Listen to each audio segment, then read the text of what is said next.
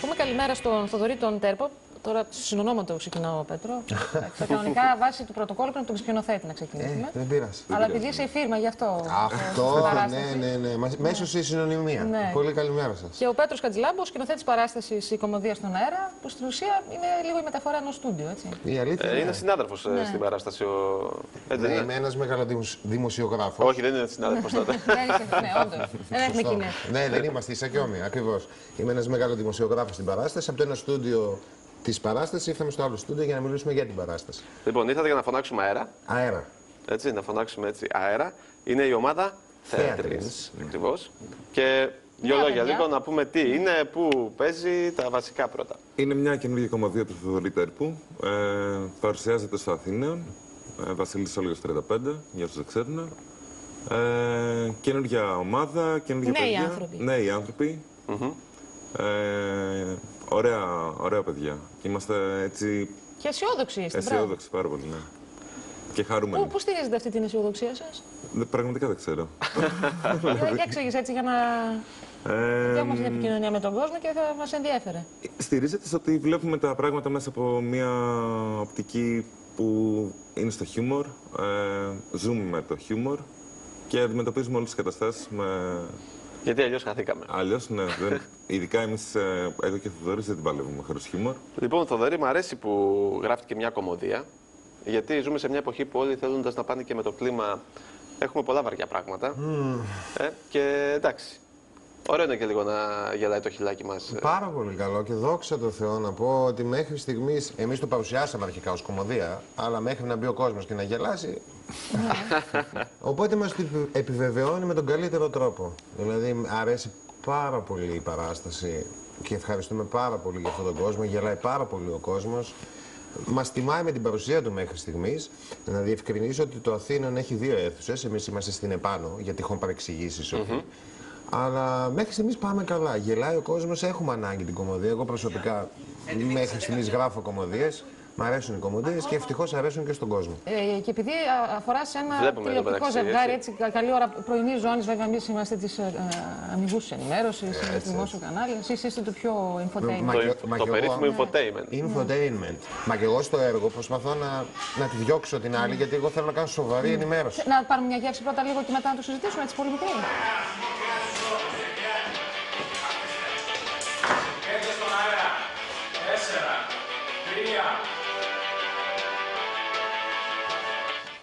Καλημέρα σας κυρίες και κύριοι. Καλημέρα σας. Όλα στον αέρα, νένα μου. Όλα στον αέρα, γαβρίλη μου. Το αέρα είναι ο τίτλος της εκπομπής που θα παρουσιάζεται μαζί με την Νένα κυρία Μανάκη. του Νένα Μανάκη. Νένα Μανάκη είναι η συμπαρουσιάστριά μου και ο Γαβρίλ Ρομφέος, είμαι εγώ ο μεγάλος δημοσιογράφος. Η εκπομπή λέγεται Όλα στον αέρα. Ωραίος τίτλος. Ωραίος τίτλος. Σκεφτείτε το για μια επόμενη εκπομπή. Και σε καινούργια μέρα θα μπορούσε να το κάνει. Καινούργια μέρα. Ναι, άμα θέλετε σήμερα θα το πω έτσι. Αφιέρωση σε εσάς, σήμερα θα ονομάσω την εκπομπή Καινούργια μέρα. Αέρα βέβαια λέγεται το έργο. Σχολιάζοντας και αυτό που βγαίνει μέσα από την παράσταση, δηλαδή τον τηλεοπτικό αέρα, αλλά και αυτό που θέλουμε να δώσουμε υπογείως, γιατί να μην προδώσουμε και το. Υπάρχουν αρκετές ανατροπές. Φαντάζομαι πάντως ότι είναι μια κριτική ματιά και στην τηλεόραση, έτσι. Κατεξοχήν. Δηλαδή, αυτό που προσπαθήσαμε να κάνουμε είναι η πρώτη μου δουλειά. Και ήταν μια ματιά που θέλουμε να δούμε τι γίνεται πίσω από τα φώτα, από τις κάμερες. Θα μπορούσε να σκηνοθετήσει τηλεόραση. Αυτό είναι πρόταση τώρα. Όχι, λέω. Ο Γενικός Όχι, γιατί φαντάζομαι ότι επειδή θέλουμε να προδώσουμε και την παράσταση, ότι έχει και ένα έντονο στοιχείο κριτικής σε σχέση με το τι γίνεται στην τηλεόραση και σε αυτή τη ζώνη. Κριτική, ναι. Δεν είναι κριτική, είναι και μια ματιά. Δεν είναι κριτικά. Πιστεύετε ότι όντως ασκεί τόσο μεγάλη γοητεία και κινητοποιεί τόσο πολλές δυνάμεις πια η τηλεόραση όσο παλιά και τα πρόσωπα? Σίγουρα συμβαίνει αυτό, αλλά μέσα με αφορμή αυτή την τηλεοπτική εκπομπή ρίχνεται και μια ματιά κριτική και σχολιαστική και στην κοινωνία ευρύτερα και σε αυτά που ζούμε. Δεν περιορίζεται δηλαδή μόνο στα τηλεοπτικά. Βγαίνει και προς τα έξω και κυρίως προσπαθεί να δώσει τη ματιά της ότι καλύτερα να γίνει πιο ομαδική προσπάθεια. τελικά. Κλείνει και με ένα μήνυμα κάπως, έτσι. Ναι, δεν λέμε ότι τα και καλά θέλουμε να δώσουμε μήνυμα, αλλά η ουσία του πράγματος είναι να ας αφήσουμε λίγο τους εγωισμούς κατά μέρους και ας πιάσουμε λίγο... Αλήθεια, πώς βλέπετε τα τηλεοπτικά πρόσωπα και κυρίως δημοσιογράφους? Άκουγα σήμερα μια ανάλυση του κυρίου Πανού, στον κλιματολόγο, σε σχέση με την απαξία που έχει δημιουργηθεί γύρω από τους ρόλους. Για παράδειγμα, αν δολοφονηθεί ένας πολιτικός ή ένας αστυνομικός ή ένας δημοσιογράφος, κάποιοι δεν το θεωρούν καν δολοφονία. Έτσι, με τέτοιο στοιχείο. Γιατί το θεωρούν παπαγαλάκι, το θεωρούν. Αυτό είναι λίγο επικίνδυνο. Η εποχή που ζούμε είναι λίγο μυστήρια. Είναι πολύ εξτρεμιστικό όλο αυτό. Το να Έχεις δίκιο σε αυτό. ότι δημοσιογράφος ή πολιτικός ή αστυνομικός.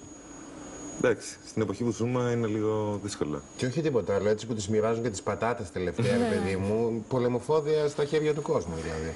Εντάξει, και τζάμπα και με καλές τιμές, καλό είναι για να τις τρώμε, αλλά μπορεί να χρησιμοποιηθούν. Είναι και βαριές. Σε καμιά συναυλία αλληλεγγύης, δεν ξέρω κάπου. Το ευχάριστο είναι ότι κάθε μέρα είστε γεμάτοι, όπως είπατε. Είναι γεμάτοι. Καλά πάμε. Μπράβο. Καλά και πάμε. έχει και φεστιβάλ ντοκιμαντέρ. Θα είστε μέχρι πότε? Μέχρι 1η Απριλίου και να πω ότι βγαίνει μια καλή παράσταση και αυτό οφείλεται και στους πολύ καλούς ηθοποιούς και αν μπορώ να τους αναφέρω που υπάρχουν στην παράσταση. Εκτός από εμάς τους δύο είναι η Αλεξάνδρα Κασιούμη, η Βασιλική Γρεκού και ο Γιάννης ο Ελευθεριάδης. Επίσης πρέπει να πω, συγγνώμη, και στα φώτα έχουμε τον Νικόλα τον Μητρούση και τον Αντώνη τον Εμμανουηλίδη και να ευχαριστήσουμε και τα κορίτσια στο άλλα, την Ειρήνη και την Έλενα. Το Στέριο Πρόεδρο και τα είπα όλα. Να τους ευχαριστήσεις έτσι όλους, γιατί είπαμε είναι μια ομάδα έτσι καινούργια. Και επίσης μια δουλειά που απασχολούνται πολλοί άνθρωποι και είναι πολύ σημαντικό. Το θέατρο κατεξοχήν ομαδικό ήταν. Εντάξει, μπράβο που τα Προσπαθούμε και προσπαθούμε να φέρουμε κόσμο και γι' αυτό ακόμα και αν δεν βγαίνουν ακριβώς τα έξοδα, βάλαμε τιμές που ακριβώς στα εισιτήρια για να έρθει κόσμος. Έχουμε γενική είσοδος κάθε Παρασκευή, Σάββατο και Κυριακή 10 ευρώ και κάθε Πέμπτη έχουμε γενική είσοδο 5 ευρώ. Στο Αθήνεο. Στο Αθήνεο Βασιλής Σόλγας 35. Καλή επιτυχία και εδώ και στη Θεσσαλονίκη. Πέμπτη μέχρι Κυριακή, μέχρι 1η Απριλίου. Μέχρι 1η Απριλίου αέρα.